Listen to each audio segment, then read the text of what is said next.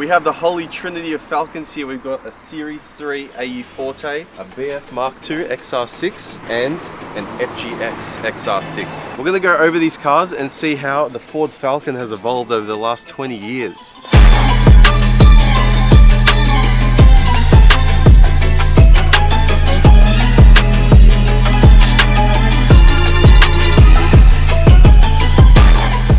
So coincidentally, these cars are also all about 7 years apart. This one's an 01, this one's an 07, and this one's a 2014. And they're also the last generations of each Falcon, I guess you can say. This is a Series 3, this is a Mark II, and this is the FGX, the very last Falcon ever made in Australia. But we're gonna start with the AU, so let's go over this one first. All right, we're starting off with the Intec, the granddaddy to the Barra, which is in this thing and this thing. So this Intec, Series 3, so it's the last Intec they ever made. 164 kilowatts, enough to propel this thing to 100 kilometers an hour eventually. This car and this car have similar intake manifolds.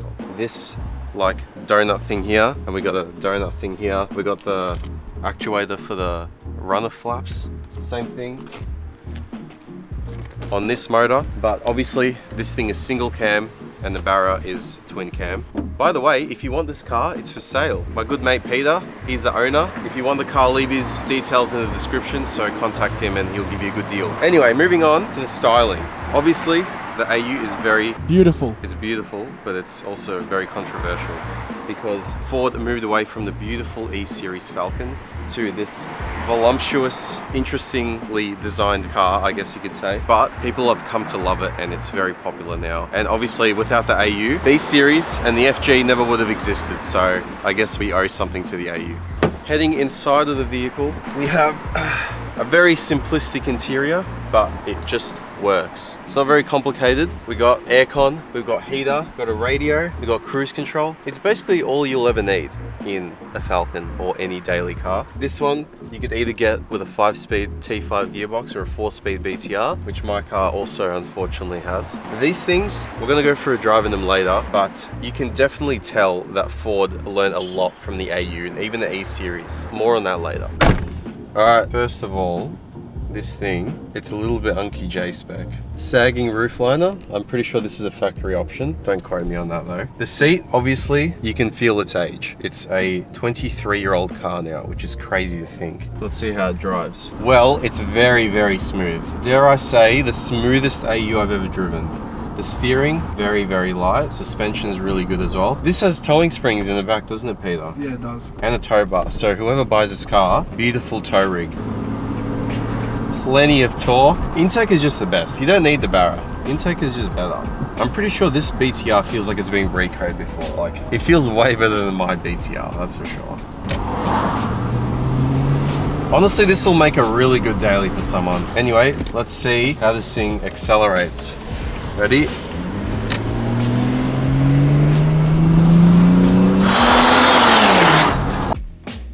This thing's nuts. Honestly, doesn't feel like it has 250,000 Ks, which is what it has.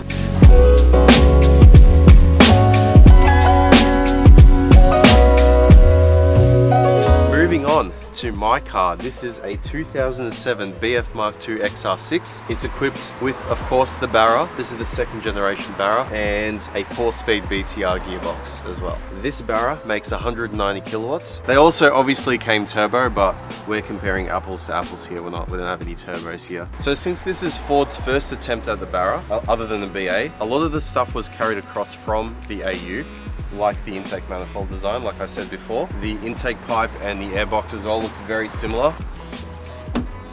This is a really stout motor. It runs really well. It runs like a clock, 266,000 Ks. Very torquey, makes enough torque to slip the trans. I reckon the BF Mark II is one of, if not the best looking Falcon they made. It just looks good. It looks aggressive. It still looks old enough where it's like got that classic Falcon design. I just love how it's really angular and it's not too over the top. It looks nice. I don't know how to explain it. It just looks nice. Excuse the mess. This is my daily, but like I said before, this is the 4-speed BTR, which in this thing, I know I said in the last video, it's actually really good, but it's starting to show its age a little bit and it's getting a bit tired. The driving position in this car is really good. I actually prefer prefer it to the FG. Handles better than an FG, I think, as well, stock for stock. Definitely better than an AU, that's for sure. We're gonna go take this thing for a drive now and see how it drives compared to the AU. All right, now we're in my car. I stand corrected, this thing has 267,000 Ks. And the first thing you notice in a B series is how much quieter the interiors are and how much more comfortable the seats are as well. Obviously this is an XR, so it's gonna hold you in a little bit better than a Forte or an SR, I think that Falcon is. Somehow it just feels more luxurious inside. The steering wheel, way better, but there are a lot more plastics in this interior, like this thing always breaks. The door spears here. Obviously, if this was a ZF, it would be a much better car, but it's not, it's a BTR. Fortunately, this thing's got a little bit of a slight misfire at the moment. Not sure why, but we'll get it fixed up.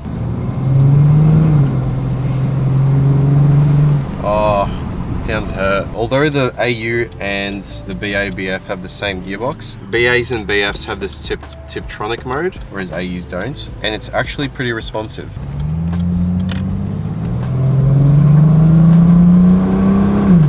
I feel bad, it's missing. But yeah, this thing cruises a lot better than AU. It feels more planted on the road as well. BAs and BFs also came with traction control. Basically all the BFs did, I'm not sure about BAs, but so technically it is safer as well. You got more airbags. The speakers are better as well. And IRS as well. IRS, yep. Yeah, you just feel more connected with the road than an AU is just a little bit, I don't know, it just feels like a horse and carriage a little bit.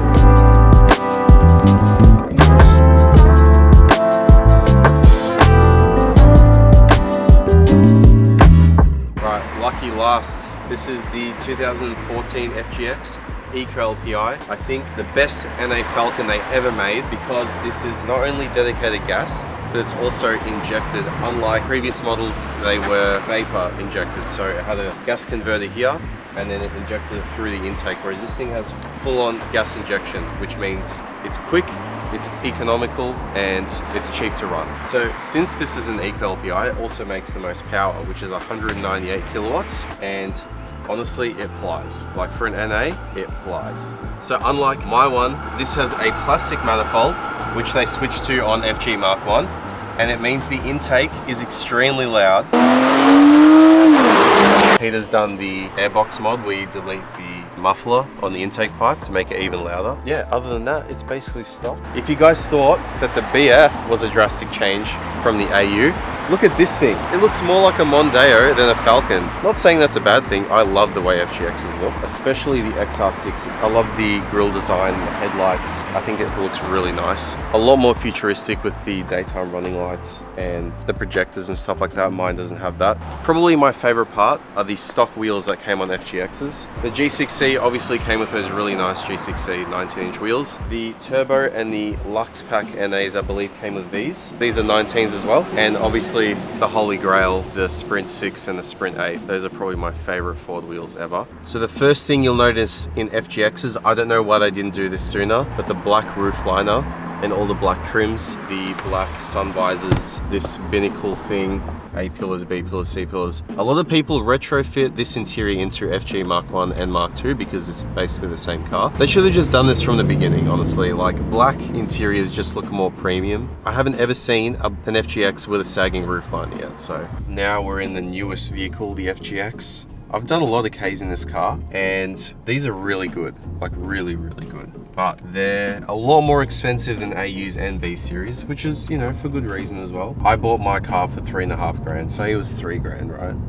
This is 5 times as much, minimum. Is it 5 times the car? Well, we're about to find out. First of all, we got that beautiful ZF gearbox. Way quicker than my BF. And obviously the AU, and because you can manually shift it, feels a lot more involving to drive as well.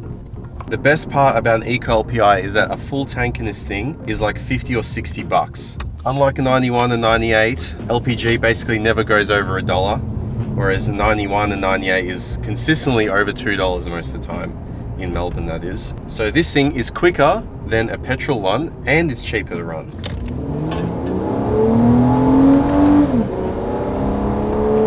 Very nice. This thing just feels a lot more responsive with that gearbox. I've never driven a BF with a ZF gearbox, but I'm sure that it'll feel similar to this, maybe a little bit worse considering it's older. This thing has basically the same amount of Ks as my BF, and it feels just as solid, if not a little bit more solid. Thank you guys so much for watching. Hopefully you enjoyed this comparison and learned something about these 3 beautiful Falcons. Anyway, I'll see you in the next video. Take it easy.